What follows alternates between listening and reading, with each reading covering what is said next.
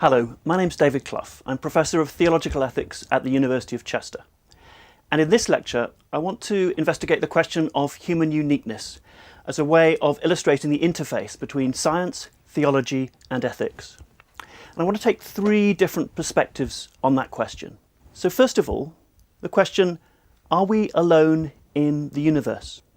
In March 2017, 7 Earth-like planets were discovered to be orbiting a small dwarf star called TRAPPIST-1, 39 light years away from Earth. The discovery provoked lots of discussion. The possibility that at a relatively short distance from Earth there might be the kind of conditions that could support life in a way similar to those that are developed on Earth. For many people, this became a question at the interface between science and theology. Some people thought that the question about whether there could be such a thing as extraterrestrial life was a question that presented some kind of challenge to Orthodox Christian belief.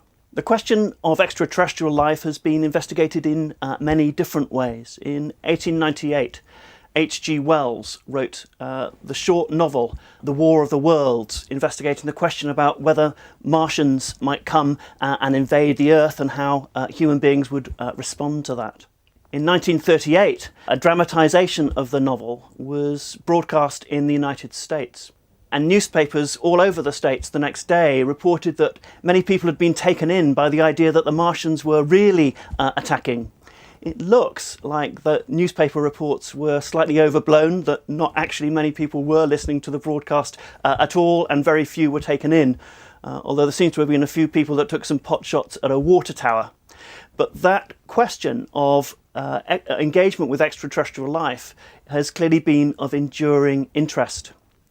In 2016, Denis Villeneuve produced the brilliant film Arrival, which was a much more recent take on engagement with extraterrestrial life, and again presented the question about what would happen if we came into encounter with life that did not originate on Earth.